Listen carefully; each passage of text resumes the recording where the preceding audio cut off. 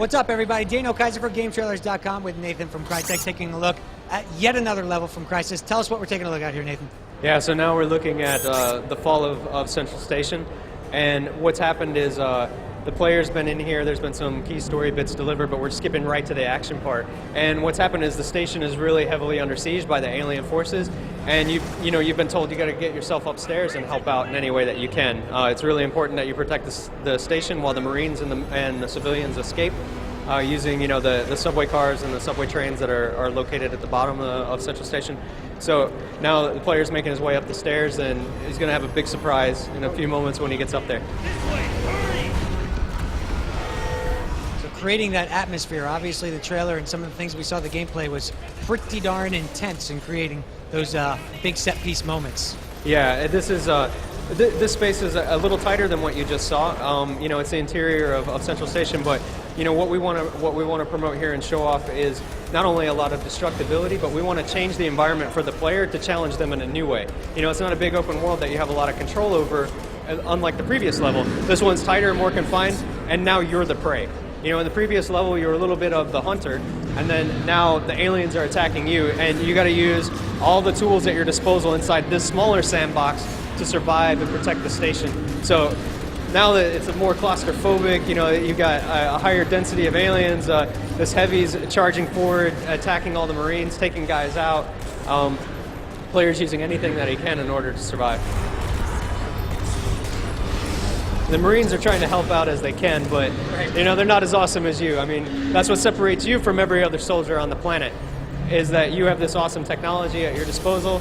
And as you can see now, a really big guest has arrived. This is something the military forces refer to as the Pinger, and he has very destructive attacks. It just bam, he's destroying the environment, and he's changing the environment in real time. So what you notice here is not only is he killing everything in his path, he's also destroying the level and destroying the lighting and changing the level. The level's becoming very dark now. The mood is changing, and all this is happening in real time. And this happens regardless of platform. I mean, we bring all the bells and whistles and technology forward. The player has a sandbox. He's got to find weapons. He's got to maneuver around the environment. He's got to survive while attacking this enemy. And you really think of him like a matador fighting a bull inside a china shop. Like, this is kind of the theme internally when we were, what are we going to do at this level? All right, let's stick this big guy in it, let him tear the place up, and let's poke him with things and get him more and more mad. So what's cool about him is he has different weapons he can use as well. He's got a gun that he can use, when he can see you, and he tries shooting you with his gun, which is quite painful.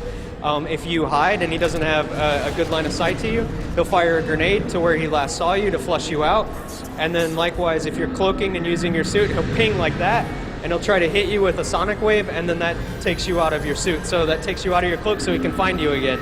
And if you really hide from him, then he does a really destructive, wide area ping, and then that hits your suit and disables it as well. So you've got some power here, you got some upper hand, you got some advantage, but he's big, he's nasty, he's messing up the environment, and he's challenging all your suit gameplay as well, even though it's just one guy. He's huge, and he's going to mess up the place. And how big of a objective was that for you guys to make these battles so epic, or just interacting with the enemies throughout the game to really accentuate the quality of the AI? Yeah, I mean, it's a really important thing for us. Crysis was known for having really stellar AI, at the infantry level and the troop level, and the aliens in Crysis 1. We're also known for having, really big aliens like this. And an alien like this in a city environment with the amount of destruction that he can do to the physical environment that he's in, it goes beyond just having trees to knock over. He's blowing out signs and windows and damaging pillars. Yeah. Is he going to finish him off here? Yeah, you got him. You got him. There you go. I mean, it's an epic battle. The whole station's ruined now. Look at it. All the lights are turned out. Everything's been destroyed. And now the aliens have resumed their attack. They found another way to bring it to the Marines, and they're attacking the building that's nearby. So I think it's probably a good idea to get out of there. That's it. Really need to get a move on. These are the last moments before everything goes.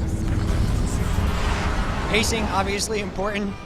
Are you giving the players any time to catch their breath? Now and then, yeah. I mean, right now it's E3, it's intensity. Sure. So, we're bringing out all the stops, just showing a really intense level that really challenges your senses and gets you really amped up for what's going on. So, absolutely. Well, it looks fantastic, and we really appreciate you coming by the stage to show it off. No problem. Thanks for having us out. Yeah. Thanks, Dan. Have a great E3, man. You too.